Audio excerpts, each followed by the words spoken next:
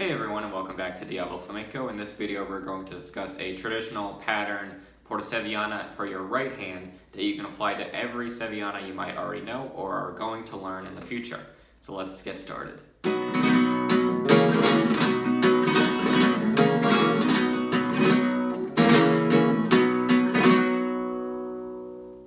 If you haven't seen my video in the introducing series on Sevillanas yet, I do recommend watching that video first. I will put a card up here for you.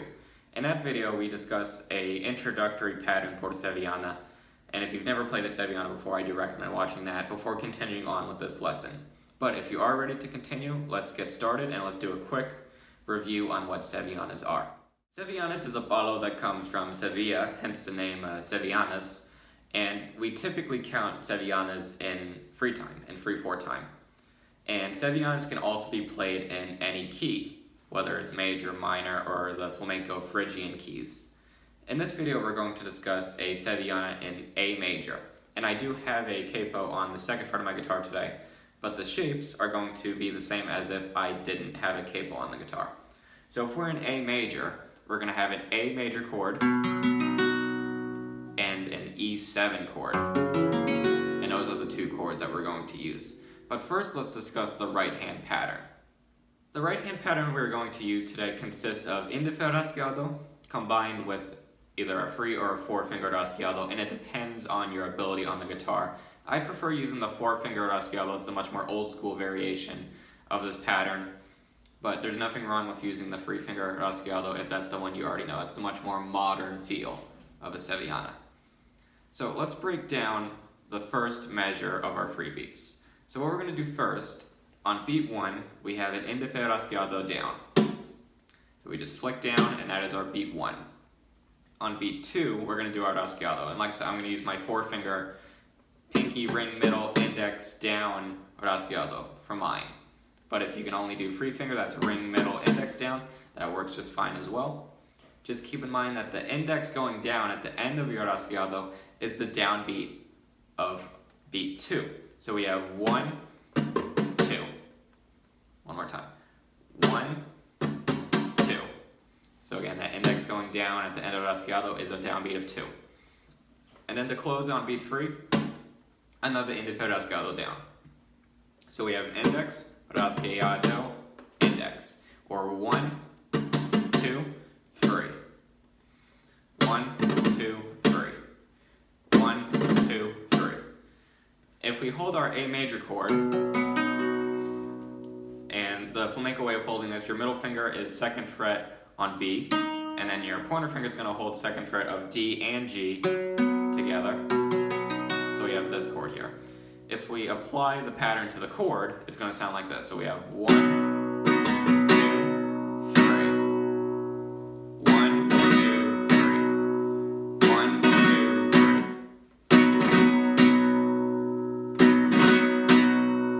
3. We have that. From here, we're going to switch chords to our E7, and we're going to change the pattern very slightly. It's very similar to what we just did, but we're going to go down, rasgueado again, down, rasgueado. So this is again beat 1 and 2. On beat 3, we're going to go back to A and do another rasgueado. So if we combine everything we just did, starting on our A major, we have down, rasgueado, down, switch to E7, down, rasgueado, back to A, rasgueado. Again, sped up a little more, it'll sound like this. One more time.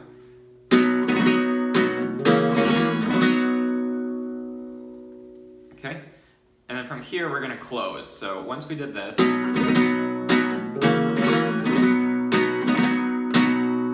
do another down, rasgueado, down, very similar to what we did at the beginning. And this pattern is going to loop until the dancers are ready to start the Sevillana. So this section here could be very short, or you as the guitarist might be grooving on this for a while as people are picking their partners before the dance starts for Sevillana. So again, we have on our A, down, rasgueado, down, switch to E7, down, rasgueado, to switch switch to A, rasgueado, down, rasgueado, down. All together.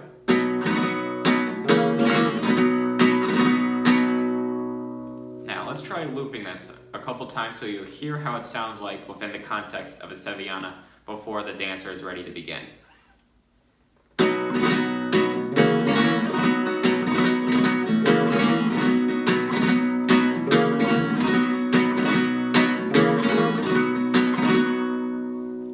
I'm changing it up a little bit too, which you have the freedom to do because we are in the compás of the Sevillana. You have that freedom to do so. When we're ready to start the dance, we go on our E7, we go down, down, indice rasgueado, to A, down, down, rasgueado. And that is a signal that we are about to go into the salida. The salida is the introductory melody of the Sevillana that we are in. In this video, we're not going to cover that, but that is a signal that we are done with the introduction and with the rhythmic structure of the Sevillana. So now I'm going to play that Sevillana twice. First time I'm going to play everything at a slow speed so you can hear how it flows and you can follow along with me. The second time I'm going to do more of a full speed Sevillana with everything we've done. And then after that I'm going to show how we can apply this to other keys as well. But here is our Sevillana in our A major. Nice and slow first.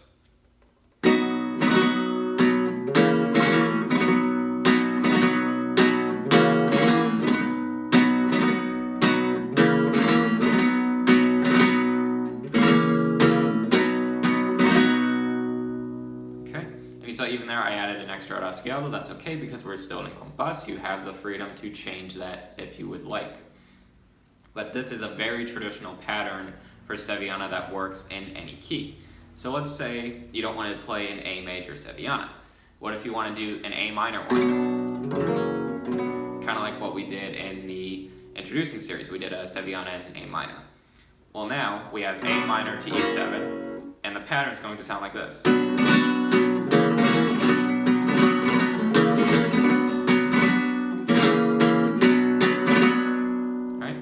Now we have a different Sevillana. What if we want a different major one? What if we want C major? For example, C major chord to G7. We would have this.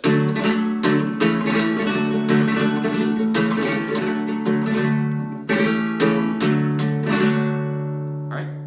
So you can see that just by changing the key, we get a new Sevillana. And of course the goal is to collect 4 of them to make a full performance of a Sevillana. And that's all I gave for this video. I hope you enjoyed learning this traditional pattern for Sevillana. And this pattern can be used for any Sevillana you could ever play. It's a nice easy one, a very traditional one, but also a really exciting one as you pick up the speed. And let me know down in the comment sections below if there's something you would like to see in a future video. And I will see you in the next class. Hasta luego.